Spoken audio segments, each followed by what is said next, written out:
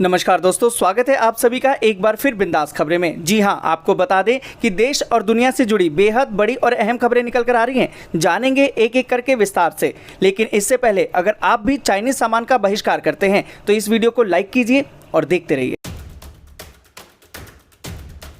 तो दोस्तों, बढ़ते हैं आज की पहली और बड़ी खबर की तरफ। आज की पहली और बड़ी खबर जो निकल कर आ रही है कि महामारी पॉजिटिव अमिताभ बच्चन की हालत अब स्थिर, अस्पताल ने बताया कि आइसोलेशन वार्ड में इलाज अभी जारी। दोस्तों, आपको बता दें कि महामारी की चपेट में आए सदी के महानायक अमिताभ बच्चन की हालत अब स्थिर बनी हुई है। मुंबई के नानावटी अस्पताल ने एक बयान जारी करके कहा है कि उन्हें महामारी के हल्के लक्षण हैं और उन्हें हॉस्पिटल के आइसोलेशन वार्ड में रखा गया है। डॉक्टर की एक टीम लगातार उनकी निगरानी कर रही है। अमिताभ बच्चन ने अस्पताल प्रशासन को बताया कि वे ट्विटर के जरिए अपनी सेहत की जानकारी लगातार देते रहेंगे। दोस्तों, आपको बता दें कि 11 जुलाई यानी कि शनिवार की देर रात को बिग बी ने खुद को महामारी संक्रमित होने की जानकारी ट्विटर के जरिए दी थी। अमिताभ बच्चन ने ट्वीट करके कहा था कि मैं महामारी पॉजिटिव पाया गया हूँ, इसके बाद अस्पताल में भर्ती हो गया हूँ। अस्पताल ने इसकी सूचना अधिकारियों को दे दी है। मेरे परिवार के लोगों और स्टाफ ने भी महामारी टेस्ट करवाया है, जिसके नतीजों का अभी इंतजार है। दोस्तों, आपको बता दें कि कुछ देर बाद ही उनके बेटे और एक्टर अभिषेक बच्चन ने भी खुद को महामारी संक्रमित होने की जानकारी ट्वीट के जरिए दी। अभिषेक बच्चन ने अपने ट्वीट में लिखा कि मुझे और मेरे पिता को आज महामारी पॉजिटिव पाया गया। हमें महामारी के बहुत ही हल्के लक्षण थे और हमें अस्पताल में भर्ती कर लिया गया है। दोस्तों, आपको बता दें कि अमिताभ बच्चन और अभिषेक बच्चन के महामारी पॉजिटिव आने के बाद एक्ट्रेस ऐश्वर्या राय बच्चन और जया बच्चन का टेस्ट नेगेटिव पाया गया है।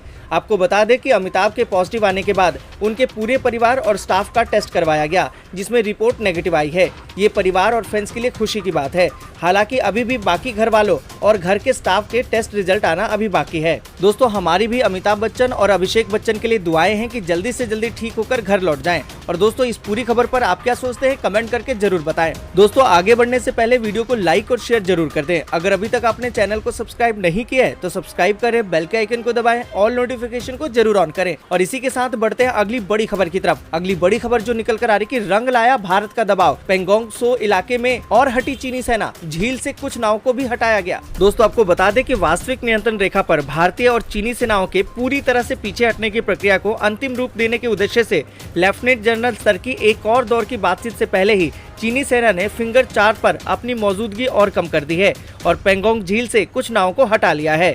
पूर्वी लद्दाख के पेंगोंग सो में 5 मई को दोनों सेनाओं के बीच झड़प हुई थी, जिसके बाद तनाव बढ़ गया था। दोस्तों, आपको बता दें कि सैन्य स्तरीय बातचीत में उम्मीद है कि दोनों पक्ष विशेष रूप से पेंगोंग सो और देपसांग से सेनाओं को हटाने पर ध्यान केंद्रित करेंगे। इसके अलावा उम्मीद जताई जा रही है कि समयबद्ध तरीके से दोनों पक्षों की सेनाएं पीछे हटेंगी। और दोस्तों, इसी के साथ बढ़ते हैं अगली बड़ी खबर की तरफ। अगली बड़ी खबर जो निकल कर आ रही है कि राजस्थान में सरकार गिराने की साजिश के बीच गहलोत की कैबिनेट मीटिंग, नहीं पहुंचे पायलट।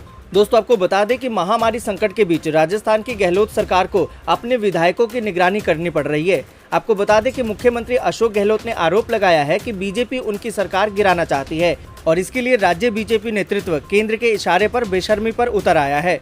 आपको बता दें कि अशोक गहलोत ने शनिवार को कहा कि बीजेपी बकरे की मंडी की तरह विधायकों को खरीदना चाहती है। इसके लिए 10-10 करोड़ रुपए ऑफर दिए जा रहे हैं। दोस्तों, आपको बता दें कि गहलोत ने कहा कि जब एक बार मुख्यमंत्री बन गया तो बाकी लोगों को शांत हो जाना चाहिए और काम करना चाहिए। गहलोत का इशारा पायलट की तरफ था। माना ये जा रहा है कि इस कार्रवाई के जरिए अशोक गहलोत सचिन पायलट को प्रदेश अध्यक्ष और उप मुख्यमंत्री पद से हटाने का दबाव भी आला कमान पर बना सकते हैं। इसके चलते राजस्थान की राजनीति में बवाल मचा हुआ है। सीएम अशोक गहलोत ने शनिवार रात 8:30 बजे कैबिनेट मंत्रियों की बैठक बुलाई। लगभग 2 घंटे चली इस बैठक में राजस्थान सरकार के डिप्टी सीएम सचिन पायलट मौजूद नहीं थे, क्योंकि वो दिल्ली में थे। मीटिंग के जरिए अशोक गहलोत ने सरकार पर अपनी पकड़ दिखानी चाहिए, लेकिन सचिन पायलट की गैरहाजिरी ने कई सवाल खड़े कर दिए। दोस्तों, आपको बता दें कि कांग्रेस भाजपा में आरोप प्रत्यारोप का दौर दिन भर चला। रात होते होते कांग्रेस के 16 विधायक मानेसर के होटल और 5 की दिल्ली पहुंच जाने से गहलोत सरकार संकट में आती दिखाई दे रही है। इनमें कुछ निर्दलियों के भी शामिल होने की सूचना है। और इसी के साथ दोस्तों, बढ़ते हैं अगली बड़ी खबर की तरफ। अगली बड़ी खबर जो निकल कर आ रही है कि बेंगलुरु में 1 हफ्ते के लॉकडाउन का ऐलान 14 जुलाई की रात से होगा शुरू। दोस्तों, आपको बता दें कि कर्नाटक की राजधानी बेंगलुरु में 1 हफ्ते के लॉकडाउन का ऐलान किया गया है। राज्य की येदियुरप्पा सरकार ने महामारी के संक्रमण को फैलने से रोकने के लिए ये फैसला लिया है। लॉकडाउन 14 जुलाई की रात 8 बजे लागू होगा, जो 22 जुलाई की सुबह 5 बजे तक जारी रहेगा। हालांकि इस दौरान जरूरी सेवाएं लोगों को मिलती रहेगी। दोस्तों आपको बता दें कि बीएस येदियुरप्पा ने ट्वीट करके बताया कि महामारी के मामलों की बढ़ती संख्या पर रोक लगाने के लिए विशेषज्ञों के सुझावों पर विचार करने के बाद सरकार ने बेंगलुरु में लॉकडाउन लगाने का फैसला लिया है। लॉकडाउन 7 दिनों का होगा, जो 14 जुलाई को रात 8 बजे शुरू होगा और 22 जुलाई की सुबह 5 बजे तक जारी रहेगा। सीएम ने कहा कि दूध, सब्जी, फलों, दवा और किराने के सामान सहित सभी आवश्यक सेवाएं जारी रहेंगी। मैं लोगों से सरकार के साथ सहयोग करने, सभी दिशा निर्देशों का पालन करने, सभी एहतियाती कदम उठाने और महामारी को रोकने में मदद करने की अपील करता हूं। और दोस्तों इसी के साथ आपको बता दें कि नागालैंड सरकार ने राज्य में जारी लॉकडाउन को 31 जुलाई तक बढ़ाने तथा बाद में महामारी की जांच और पृथक केंद्रों में रहने के लिए शुल्क वसूलने का निर्णय किया है। दोस्तों आपको बता दें कि राज्य में जारी लॉकडाउन 16 जुलाई को हटाया जाना था, लेकिन शुक्रवार को महामारी संबंधी उच्चाधिकार समिति की एक बैठक में इसे और 15 दिनों के लिए बढ़ाने का निर्णय लिया गया है। दोस्तों जिस तरीके से हमारे देश में महामारी के आंकड़े बढ़ते जा रहे हैं, हमें खुद से अपना ध्यान रखना चाहिए और सावधानी बरतनी चाहिए। कभी भी बाहर निकलें तो मास्क पहनकर निकलें और सोशल डिस्टेंसिंग का जरूर पालन करें। और दोस्तों इसी के साथ बढ़ते हैं अगली बड़ी खबर की तरफ। अगली बड़ी खबर जो निकल कर आ रही है कि कई राज्यों ने विश्वविद्यालयों की परीक्षा कराने में जताई असमर्थता, पीएम मोदी से की है दखल देने की मांग। दोस्तों आपको बता दें कि महामारी संकट के कारण पहले विश्वविद्यालयों में पढ़ाई नहीं हो सकी और अब परीक्षाओं को लेकर असमंजस की स्थिति बनी। विश्वविद्यालय अनुदान आयोग और गृह मंत्रालय के दिशा निर्देशों से असहमति जताते हुए कई राज्य परीक्षा नहीं कराने की बात कर रहे हैं। दिल्ली, पंजाब और बंगाल के मुख्यमंत्रियों ने प्रधानमंत्री को अलग अलग पत्र लिखकर इस मामले में हस्तक्षेप करने का आग्रह किया है। दिल्ली सरकार ने तो घोषणा कर दी है कि वह राज्य के विश्वविद्यालयों की परीक्षा नहीं कराएगा। इसमें ग्रेजुएशन और पोस्ट ग्रेजुएशन की अंतिम वर्ष की परीक्षा भी शामिल है।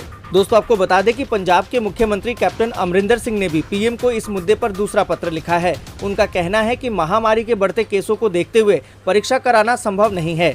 ऑनलाइन परीक्षा भी नहीं कराई जा सकती क्योंकि बहुत से विद्यार्थियों के पास न तो लैपटॉप कंप्यूटर है और न ही इंटरनेट की सुविधा है। और इसी तरह दोस्तों बंगाल की मुख्यमंत्री ममता बनर्जी ने भी पीएम को लिखे पत्र में कहा कि यूजीसी के 6 जुलाई के दिशा निर्देश छात्र के हितों पर प्रतिकूल असर डालेगा, इसलिए मामले पर तुरंत पुनः विचार किया जाए। दोस्तों हम आपसे जानना चाहेंगे कि आप क्या चाहते हैं, क्या विश्वविद्यालय में परीक्षा होनी चाहिए या नहीं होनी चाहिए? आप अपनी राय कमेंट करके जरूर बताएं। इसी के साथ दोस्तों बढ़ते हैं अगली बड़ी खबर की तरफ। अगली बड़ी खबर जो निकल कर आ रही है कि पैन कार्ड खो गया है तो ऐसे मिनटों में बनवाएं नया पैन कार्ड, नहीं जाना पड़ेगा आईटी दफ्तर। दोस्तों आपको बता दें कि अगर आपका पैन कार्ड खो गया है या नया बनवाना है तो उसके लिए इनकम टैक्स दफ्तर के चक्कर काटने की अब जरूरत नहीं है। इनकम टैक्स विभाग ने ई पैन तुरंत जारी करना शुरू कर दिया है। इनकम टैक्स के आधिकारिक वेबसाइट से कोई भी ई पैन ले सकता है। आपको सिर्फ 2 नंबर भरने होते हैं और ई पैन कुछ ही मिनटों में जारी हो जाता है। आपको बता दें कि ये सेवा उन लोगों के लिए है जिन्होंने अब तक पैन कार्ड नहीं बनवाया या फिर खो गया है। ई पैन के लिए आपको अपना आधार नंबर देना होगा, इसमें ओटीपी जनरेट होगा और आपको ई पैन चंद मिनटों में ही जारी हो जाएगा। राजस्व सचिव अजय भूषण पांडे की माने तो इससे लोगों को पैन कार्ड लेने में काफी सहूलियत हो रही है। दोस्तों आपको बता दें कि आयकर विभाग की वेबसाइट पर आपको जाना होगा, वहां इंस्टेंट पैन थ्रू आधार न्यू लिंक पर क्लिक करना होगा। फिर 2 ऑप्शन खुलेंगे, पहला गेट न्यू पैन और दूसरा चेक स्टेटस या फिर डाउनलोड पैन। अब आधार संख्या देना होगा, इसके बाद उसे आधार के साथ पंजीकृत मोबाइल नंबर पर ओटीपी आएगा। ओटीपी से आधार की जानकारियों का सत्यापन होगा। इसके बाद तत्काल ही ई पैन जारी हो जाएगा और ग्राहक अपना ई पैन डाउनलोड कर सकेंगे। दोस्तों अगर आप दूसरा पैन कार्ड मंगवाना चाहते हैं तो आप इसे आसानी से ऑनलाइन रीप्रिंट करा सकते हैं। आयकर विभाग UTITSL और NSDL टिन के जरिए पैन कार्ड जारी करता है। आपका पैन कार्ड जिस भी एजेंसी की ओर से जारी होता है, आप उसके जरिए अपना पैन रीप्रिंट करा सकते हैं। दोस्तों अगर आपका भी पैन कार्ड खो गया है या अभी तक नहीं है तो आप उसे आसानी से अब बनवा सकते हैं। और इस पूरी खबर पर आप क्या सोचते हैं, कमेंट करके जरूर बताएं। और इसी के साथ बढ़ते हैं अगली बड़ी खबर की तरफ। अगली बड़ी खबर जो निकल कर आ रही है कि पीएम उज्ज्वला योजना में इस तरह कराएं रजिस्ट्रेशन, अभी चेक कर लें डॉक्यूमेंट लिस्ट। दोस्तों क्या आप भी प्रधानमंत्री उज्ज्वला योजना में रजिस्ट्रेशन कराना चाहते हैं? इस योजना में आप आसानी से अपना नाम रजिस्टर करा सकते हैं। देश भर में फैले महामारी संकट में सरकार ने देश के गरीब परिवारों को सितंबर तक मुफ्त सिलेंडर की सुविधा दी है, जिसका फायदा आप भी उठा सकते हैं। दोस्तों आपको बता दें कि उज्ज्वला योजना के लिए रजिस्ट्रेशन कराना बेहद आसान है। प्रधानमंत्री उज्ज्वला योजना के तहत गैस कनेक्शन लेने के लिए बीपीएल परिवार की कोई महिला आवेदन कर सकती है। आप खुद इस योजना से जुड़ी आधिकारिक वेबसाइट पर जाकर अपना रजिस्ट्रेशन करा सकते हैं। दोस्तों आपको बता दें कि आवेदन करने के लिए आवेदक एक महिला होनी चाहिए। महिला की उम्र 18 साल से ऊपर होनी चाहिए। महिला बीपीएल परिवार की होनी चाहिए। महिला आवेदक के पास बीपीएल कार्ड और बीपीएल राशन कार्ड होना जरूरी है। आवेदक का नाम या परिवार के किसी भी सदस्य के नाम पहले से कोई एलपीजी कनेक्शन नहीं होना चाहिए। दोस्तों आपको बता दें कि सबसे पहले उम्मीदवार को प्रधानमंत्री उज्ज्वला योजना की आधिकारिक वेबसाइट पर जाना होगा। वहां पर होम पेज खुलेगा जहां पर आपको डाउनलोड फॉर्म पर क्लिक करना होगा। उसके बाद आपको प्रधानमंत्री उज्ज्वला योजना फॉर्म पर क्लिक करना होगा। आपके सामने एक फॉर्म खुल जाएगा, आप अपना फॉर्म डाउनलोड कर सकते हैं। डाउनलोड फॉर्म में आप अपनी सारी जानकारी भर दें, जैसे कि आवेदक का नाम, तारीख, स्थान, सभी जानकारी भरकर अपने पास वाले एलपीजी केंद्र में जमा करा दें। साथ ही सभी डॉक्यूमेंट भी जमा करा दें। आपको बता दें कि आपको डॉक्यूमेंट के साथ ही देना होगा BPL card, Aadhaar card, mobile number, passport size photo, आयु प्रमाण पत्र, बीपीएल सूची में नाम का प्रिंट, बैंक की फोटोकॉपी और राशन कार्ड। अब डॉक्यूमेंट वेरीफाई होने के बाद आपको एलपीजी गैस कनेक्शन मिल जाएगा। और इसी के साथ दोस्तों बढ़ते हैं अगली बड़ी खबर की तरफ। अगली बड़ी खबर जो निकल कर आ रही है, एयर इंडिया ने सिंगापुर के लिए फ्लाइटें चलाने का किया ऐलान। 13 जुलाई से शुरू होगी बुकिंग। दोस्तों आपको बता दें कि राष्ट्रीय एयरलाइंस कंपनी एयर इंडिया ने वंदे भारत मिशन के तहत दुनिया भर में फंसे हुए भारतीय लोगों को देश वापस लाने के लिए स्पेशल फ्लाइटें चला रहा है। एयर इंडिया ने दिल्ली, मुंबई, बेंगलुरु और चेन्नई से सिंगापुर के लिए फ्लाइट शुरू करने का ऐलान किया है। आपको बता दें कि बेंगलुरु से सिंगापुर जाने के लिए और आने के लिए फ्लाइट 19 जुलाई को चलाई जाएगी। इसी तरह मुंबई से सिंगापुर के लिए जाने और आने के लिए 20 जुलाई को फ्लाइट चलाई जाएगी। चेन्नई से सिंगापुर के लिए जाने और आने के लिए 21 जुलाई को चलाई जाएगी और दिल्ली से सिंगापुर के लिए 22 जुलाई को चलाई जाएगी। दोस्तों आपको बता दें कि सिंगापुर जाने और वहां से आने के लिए टिकटों की बुकिंग 13 जुलाई को दोपहर 12 बजे से शुरू होगी। एयर इंडिया की ओर से कहा गया है कि इन फ्लाइटों के लिए टिकटों की बुकिंग एयर इंडिया की वेबसाइट से या फिर एयर इंडिया के किसी भी बुकिंग ऑफिस के जरिए की जा सकती है। दोस्तों आपको बता दें कि डीजीसीए ने हाल ही में एक सर्कुलर जारी करके अंतर्राष्ट्रीय यात्री उड़ानों के उड़ने पर लगी रोक को 15 जुलाई तक के लिए बढ़ा दिया था। यह पाबंदी सभी मालवाहक उड़ानों और विशेष रूप से जरूरी सर्विस पर लागू नहीं होगी। सर्कुलर के मुताबिक भारत से आने जाने वाली इंटरनेशनल कमर्शियल फ्लाइट 15 जुलाई 2020 की रात 11:59 तक नहीं उड़ेंगी। और दोस्तों इसी के साथ बढ़ते हैं आगे और जानते हैं मौसम के ताजा अपडेट को। दिल्ली में बदला है मौसम, असम बिहार में बाढ़ और कई राज्यों में बारिश के आसार।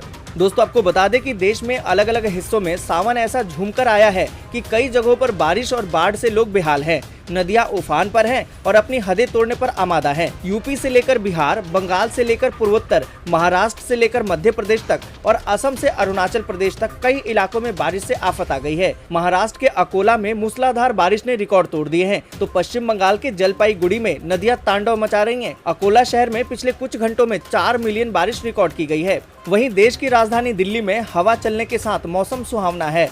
मौसम विभाग के मुताबिक राजधानी में 50 से 80 किलोमीटर प्रति घंटे की रफ्तार से हवा चलने के साथ कुछ जगहों पर गरज और बारिश के आसार हैं। आपको बता दें कि बिहार में नदियों के उफान से बाढ़ जैसी स्थिति बनी हुई है। बलरामपुर में राप्ती नदी और पहाड़ी नाले उफान पर हैं। नेपाल की पहाड़ियों पर लगातार हो रही मूसलाधार बारिश का असर तराई क्षेत्र के मैदानी इलाकों में साफ दिखाई दे रहा है। दोस्तों आपको बता दें कि मौसम विभाग के अनुसार राजस्थान में 13 जुलाई के आसपास फिर से मानसून सक्रिय होने की उम्मीद है। मानसून सक्रिय होने के बाद 3-4 दिन झमाझम बारिश होगी। 13 जुलाई को भरतपुर, धौलपुर, करौली, कोटा, अलवर, सवाई माधोपुर, बूंदी और टोंक में बारिश के आसार हैं। हालांकि राजस्थान के लोगों को जून के मुकाबले जुलाई में गर्मी से कुछ राहत मिली है। और दोस्तों इसी के साथ बढ़ते हैं अगली बड़ी खबर की तरफ। अगली बड़ी खबर जो निकल कर आ रही है, बिहार में चुनाव कराने को लेकर सुशील मोदी के निशाने पर कौन, तेजस्वी या चिराग। दोस्तों आपको बता दें कि बिहार में विधानसभा चुनाव कराने को लेकर उप मुख्यमंत्री सुशील कुमार मोदी ने प्रतिक्रिया दी है। साथ ही इशारों में उन राजनीतिक दलों पर निशाना साधा है जो महामारी की वजह से विधानसभा चुनाव टालने की मांग कर रहे हैं। आपको बता दें कि शनिवार को बिहार के उप मुख्यमंत्री सुशील कुमार मोदी ने ट्वीट किया, विधानसभा चुनाव समय पर हो या टल जाए, एनडीए चुनाव आयोग के निर्णय का पालन करेगा। हम हर स्थिति के लिए तैयार हैं, लेकिन जैसे कमजोर विद्यार्थी परीक्षा टालने के मुद्दे खोजते हैं, वैसे ही कुछ दल सूबे में विधानसभा चुनाव टालने के लिए दबाव बना रहे हैं। दोस्तों आपको बता दें कि सुशील मोदी के इस ट्वीट के बाद से सवाल उठ रहे हैं कि आखिर उनका निशाना किसकी तरफ था, आरजेडी नेता तेजस्वी यादव या फिर लोक जनशक्ति पार्टी के राष्ट्रीय अध्यक्ष चिराग पासवान की तरफ। दरअसल राष्ट्रीय जनता दल यानी कि आरजेडी के नेता तेजस्वी यादव और लोक जनशक्ति पार्टी के सांसद चिराग पासवान दोनों ने ही पिछले दिनों ये स्पष्ट तौर पर कहा था कि महामारी काल में बिहार विधानसभा चुनाव कराना सही नहीं होगा। और इसी के साथ दोस्तों बढ़ते हैं अगली बड़ी खबर की तरफ। अगली बड़ी खबर जो निकल कर आ रही है, अगले 20 दिनों तक आसमान में दिखेगा अद्भुत नजारा। 1000 साल में पहली बार सबसे नजदीक होगा धूमकेतु। दोस्तों आपको बता दें कि आकाश में अगले 20 दिनों तक एक खास खगोलीय घटना घटने जा रही है। 1000 साल में पहली बार कोई धूमकेतु न्यू वाइज पृथ्वी के बेहद नजदीक से गुजरने वाला है। आप सूर्यास्त के बाद इस धूमकेतु को नंगी आंखों से देख सकेंगे। उड़ीसा के पठानी सामंत तारामंडल के उप निदेशक ने बताया कि 14 जुलाई से हर शाम सूर्यास्त के 20 मिनट बाद देखा जा सकता है। ये खगोलीय घटना अगले 20 दिनों तक जारी रहेगी। 22 और 23 जुलाई को ये धूमकेतु पृथ्वी के सबसे नजदीक से गुजरेगा। वैज्ञानिकों ने गणना के आधार पर बताया था कि यह जुलाई में पृथ्वी के करीब से गुजरेगा। ये धूमकेतु उत्तरी पश्चिमी आकाश में स्पष्ट दिखाई देगा। यह अगले 20 दिनों तक लगभग 20 मिनट तक सूर्यास्त के बाद दिखाई देगा। ऐसी खगोलीय घटना 1000 साल में पहली बार देखी जाती है। इस समय ये धरती से 200 मिलियन किलोमीटर दूर है, लेकिन 22-23 जुलाई को इसकी दूरी सिर्फ 100 मिलियन किलोमीटर होगी। हालांकि ये दूरी भी चांद की दूरी से 200 गुना ज्यादा होगी। और इसी के साथ दोस्तों बढ़ते हैं अगली बड़ी खबर की तरफ। अगली बड़ी खबर जो निकल कर आ रही है, राहुल गांधी बोले धारावी मॉडल की उपलब्धि के लिए विशेष रूप से जनता शाबाशी की हकदार। दोस्तों आपको बता दें कि कांग्रेस के पूर्व अध्यक्ष राहुल गांधी ने विश्व स्वास्थ्य संगठन यानी कि WHO द्वारा महामारी से निपटने में धारावी मॉडल की तारीफ किए जाने पर शनिवार को कहा कि इस सफलता के लिए वहां की जनता विशेष रूप से शाबाशी की हकदार है। उन्होंने ट्वीट किया कि WHO ने महामारी संक्रमण रोकने के लिए हमारे देश में धारावी मॉडल की प्रशंसा की है। धारावी की इस उपलब्धि के लिए जिम्मेदार पूरी टीम और खास तौर से वहां की जनता शाबाशी की हकदार है। गौरतलब है कि WHO के महानिदेशक टेड्रोस ने शुक्रवार को जेनेवा में डिजिटल संवाददाता सम्मेलन के दौरान कहा था कि पूरी दुनिया में कई ऐसे उदाहरण देखने को मिले हैं जहां महामारी का प्रसार चाहे जितना भी तेज हो उसे नियंत्रण में लाया जा सकता है। उन्होंने कहा कि इसके कुछ उदाहरण हैं इटली, स्पेन और दक्षिण कोरिया तथा मेगा सिटी मुंबई की सघन बस्ती धारावी। और दोस्तों इसी के साथ बढ़ते हैं अगली बड़ी खबर की तरफ। अगली बड़ी खबर जो निकल कर आ रही है कि यूपी में 2 बच्चे वाले ही लड़ पाए पंचायत चुनाव। केंद्रीय राज्य मंत्री ने दिया सीएम योगी को सुझाव। दोस्तों आपको बता दें कि विश्व जनसंख्या दिवस पर केंद्रीय मत्स्य पालन पशुपालन राज्य मंत्री डॉक्टर संजीव बलियान ने उत्तर प्रदेश के मुख्यमंत्री योगी आदित्यनाथ को पत्र लिखकर जनसंख्या नियंत्रण की दिशा में कदम उठाने की मांग की है। उन्होंने उत्तराखंड की तर्ज पर राज्य में भी ऐसी व्यवस्था करने की मांग की है जिससे 2 से अधिक बच्चे वाले चुनाव न लड़ पाएं। केंद्रीय राज्य मंत्री डॉक्टर संजीव बलियान ने विश्व जनसंख्या दिवस पर लिखे पत्र में कहा कि उत्तर प्रदेश में बढ़ती जनसंख्या एक गंभीर समस्या है, जिसके कारण प्रदेश वासियों को प्रदेश की नीतियों, योजनाओं और संसाधनों का लाभ प्राप्त नहीं हो पाता। उन्होंने कहा कि इस बात की आवश्यकता है कि हम प्रदेश वासियों को जनसंख्या नियंत्रण के लिए जागरूक करें, उन्हें प्रोत्साहित करें, जिससे कि आगामी पंचायत चुनाव में उत्तराखंड राज्य की भांति 2 से अधिक बच्चे होने की स्थिति में किसी को भी चुनाव लड़ने का अधिकार न मिले। मेरा आग्रह है कि आज विश्व जनसंख्या दिवस के अवसर पर हमारा प्रदेश आपके नेतृत्व में जनसंख्या नियंत्रण अभियान आरंभ करने पर विचार करे। और इसी के साथ दोस्तों बढ़ते हैं अगली बड़ी खबर की तरफ। अगली बड़ी खबर जो निकल कर आ रही है कि बिहार चुनाव के मद्देनजर भाजपा और लोजपा में तकरार। चिराग के बयान पर संजय पासवान ने दी है प्रतिक्रिया। दोस्तों आपको बता दें कि महामारी संकट के बीच बिहार चुनाव को लेकर अब राजनीतिक पार्टियों की बयानबाजी शुरू हो गई है।